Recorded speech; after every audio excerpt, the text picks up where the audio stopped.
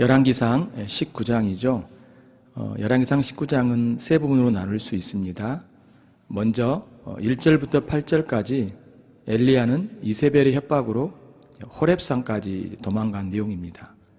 아합이 이세벨에게 엘리야가 행한 모든 일과 그가 어떻게 모든 선자를 칼로 죽였는지를 말을 하죠.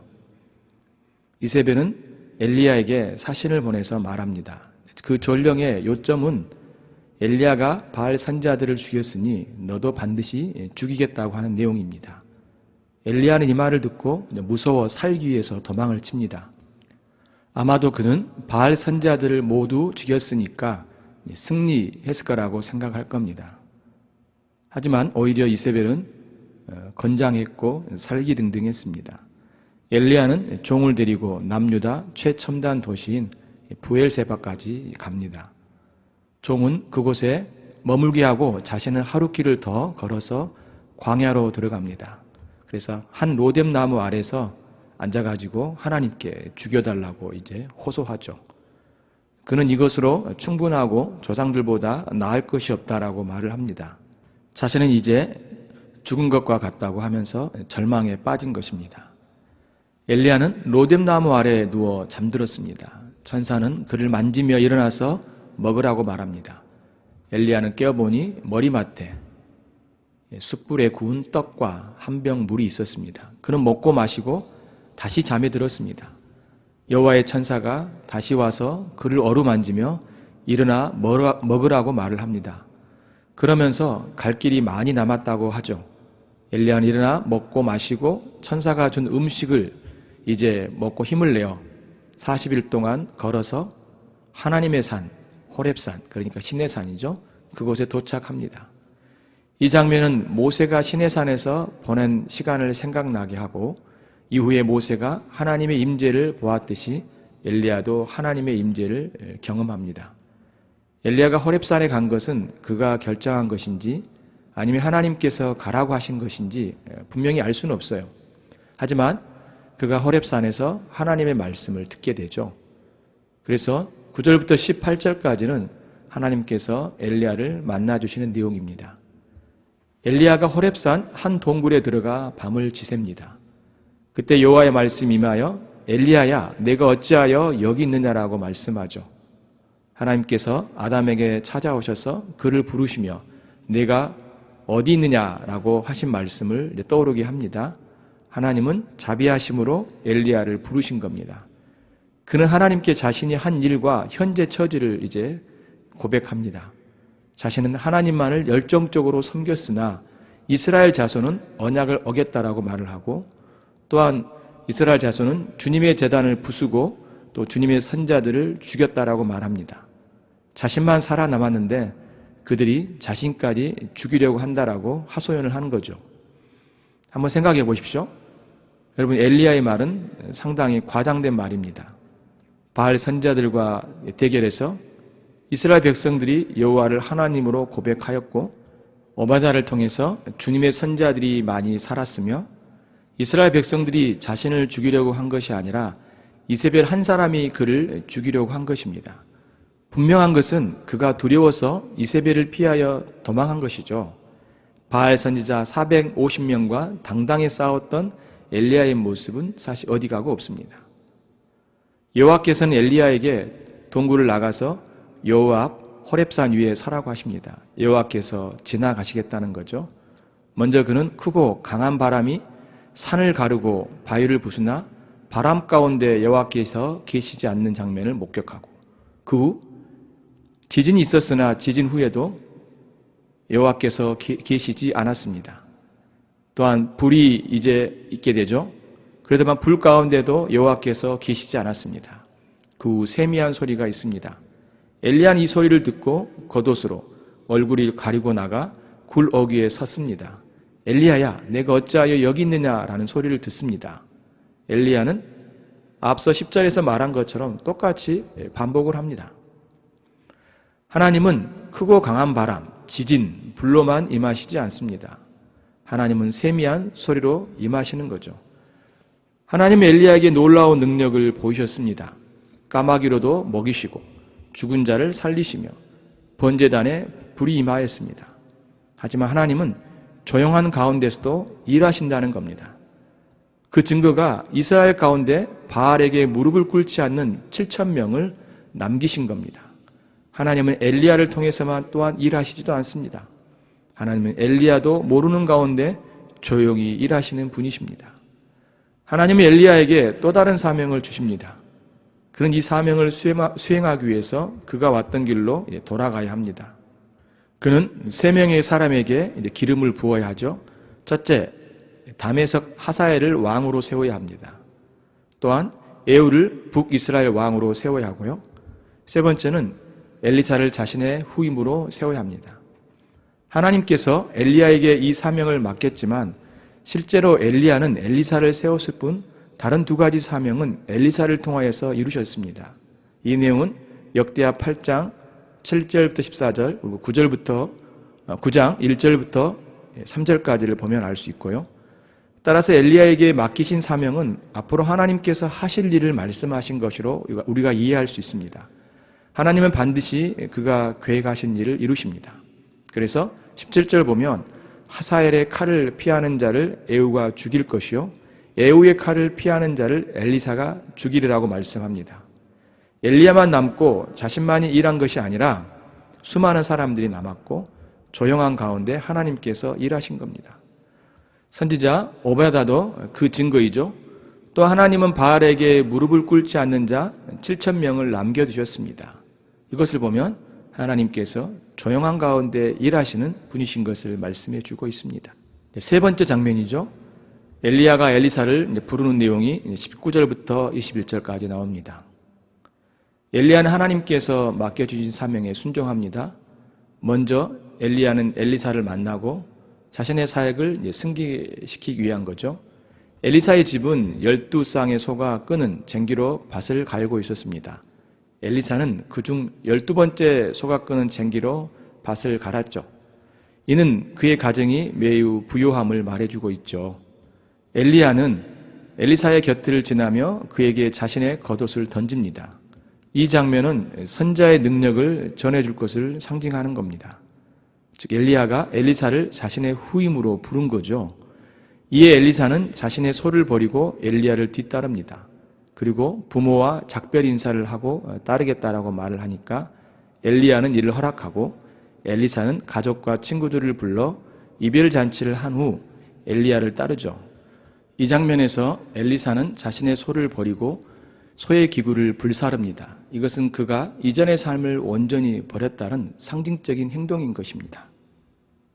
자, 여기까지 해서 이제 본문의 내용을 살펴보았고 중심 교훈이 뭔지 2가지로 이제 말씀을 전합니다. 첫 번째는 뭐냐면 용맹하던 엘리야가 왜 좌절에 빠졌냐 이겁니다.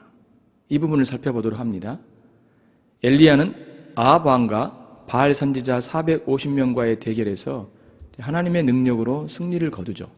하지만 그는 승리의 기쁨은 잠시였고 이세벨이 사신을 보내 그를 죽이겠다고 말하자 살기 위해서 도망칩니다. 사실 엘리야는 자신의 생명을 걸고 악한 왕과 거짓 선자들과 싸웠던 자였습니다. 하지만 그는 지금 자신의 생명을 지키기 위해서 브엘세바를 거쳐서 광야로 들어갑니다. 이세벨의 추격을 피하고자 한 거죠. 하룻길쯤 가서 한 로뎀 나무 아래에 앉아서 여호와께 자신의 생명을 거두어달라고 간구합니다. 성경은 엘리야뿐 아니라 모세, 욥, 에레미야, 요나와 같은 선자들이 자신의 처지 때문에 죽기를 호소한 내용을 말해주고 있습니다. 모세는 백성들의 원망 때문에 하나님께 죽기를 호소했죠. 민수기 11장 15절 보면 주께서 내게 이같이 행하실진대 고하옵나니 내게 은혜를 베푸사 즉시 나를 죽여 내가 고난당함을 내가 보지 않게 하옵소서라고 말합니다. 또한 욥도 자신의 신세를 이렇게 한탄합니다. 나의 간구를 누가 들어줄 것이며 나의 소원을 하나님이 허락하시랴. 이는 곧 나를 멸하시기를 기뻐하사 하나님이 그의 손을 들어 나를 끊어버리실 것이라. 욥기 6장 8절과 9절에 나오죠. 에레미야도 자신의 출생을 이제 원망합니다. 에레미야 20장 17절 18절 보면요. 이는 그가 나를 태에서 죽이지 아니하셨으며 나의 어머니를 내 무덤이 되지 않게 하셨으며 그의 배가 부른 채로 항상 잊지 않게 하신 까닭이로다. 어찌하여 내가 태에서 나와서 고생과 슬픔을 보며 나의 날을 부끄러움으로 보내는고 하니라. 요나도 하나님께 불평을 쏟아냈죠. 여호와여, 원하건대 이제 내 생명을 거두어 가소서. 사는 것보다 죽는 것이 내게 나음이다 라고 말합니다. 모두가 다 어때요? 죽음을 호소하고 있죠. 물론 각각의 처지는 다릅니다. 하지만 이들은 모두 자신 형편에서 깊은 좌절과 낙심을 경험하였기 때문에 이러한 죽음을 호소하는 것이죠. 우리도 이들처럼 주님을 섬기다가 큰 어려움을 겪을 수가 있습니다. 그래서 좌절하고 한탄할 수 있죠. 그렇다면 왜 엘리야는 이런 심경의 변화가 일어났을까요? 다시 앞으로 돌아가 보면요, 엘리야는 이세벨이 죽이겠다라고 말 한마디 때문에 이제 두려워서 도망하죠. 하지만 실제로 이세벨이 그를 죽이기 위해서 어떤 행동을 했다는 것을 성경에서는 기록하고 있지 않습니다. 어쩌면 엘리야는 이세벨의 말 한마디 때문에 깊은 좌절에 빠졌다고 할 수 있습니다. 이때 엘리야는 하나님을 신뢰하기보다 이세벨의 협박의 말에 이제 넘어진 거죠. 그는 원수의 말을 듣고 하나님께서 그동안 행하신 일을 한꺼번에 모두 잊게 됩니다. 그는 믿음으로 행동하지 않았고 악한 자의 말에 굴복한 거죠. 하나님께서 어떻게 그를 회복시키셨을까요? 이 다음 내용을 보면요, 로뎀나무 아래에서 죽기를 구한 엘리야에게 하나님은 그의 천사를 보내어 그를 어루만지며 먹을 것을 주셨습니다. 두 번이나 그렇게 하시죠. 엘리야는 그 음식을 먹고 40일 동안 걸어서 호렙산에 이르게 됩니다. 하나님은 호렙산에서 그에게 말씀을 하시는데 어찌하여 여기 있느냐라고 묻습니다. 그래서 엘리야는 지금 자신이 어떤 형편에 처해 있는지 고백하죠. 엘리야 이러한 고백 속에서 그의 신앙의 이제 한계를 이제 볼 수 있습니다. 그는 자신만이 하나님께 충성된 줄 알았고 자신만이 남은 줄 알았어요. 모두가 다 떠났다는 거죠. 그리고 자신이 지금 죽음의 처지에 있다라고 말을 합니다. 이러한 처지에 있는 엘리야를 향해서 하나님께서 여러 가지 모습을 보여주시죠. 먼저는 강한 바람, 그리고 지진, 그리고 불, 그리고 마지막에는 세미한 소리를 통해서 자신이 어떤 분이신지를 알려주십니다. 하나님은 자신의 능력으로 엘리야를 통하여서 일하셨습니다. 하나님은 그렇게만 일하신 게 아니라 또한 조용한 가운데서도 일하신다는 것을 알려준 겁니다. 바알을 따르지 않는 7,000명의 사람들을 남겨두신 것을 통해서 알 수 있습니다. 하나님은 또한 앞서 오베다를 통해서 자신이 일하고 계신 분이신 것도 알려주셨습니다. 하나님은 엘리야만이 아니라 또한 엘리사를 통해서 일하신다는 것을 또한 보여주십니다. 그를 통해서 다메섹과 또 이스라엘의 왕을 세우시고, 즉 이방 나라와 또 그의 백성들도 통치하신 하나님인 걸 알려주신 거죠. 이는 하나님께서 여전히 일하고 계신다는 것, 주께서 역사하고 계신다는 것을 그에게 깨닫게 해주신 겁니다. 하나님은 좌절에 빠진 엘리야에게 그를 통해서만이 아니라 다른 이들을 통해서 그리고 다양한 방법으로 하나님이 일하신다는 걸 알려주신 겁니다. 우리가 열심히 일하고 또 낙심에 빠지는 것은 사실 하나님을 온전히 신뢰하지 못하기 때문입니다. 하나님이 일하시는 방법을 모르기 때문에 그래요. 주께서 보이지 않는 가운데서, 즉 무한하신 그 하나님의 능력으로 역사하고 있다는 것을 우리가 망각하기 때문입니다. 여러분, 욥의 고백을 한번 들어보십시오.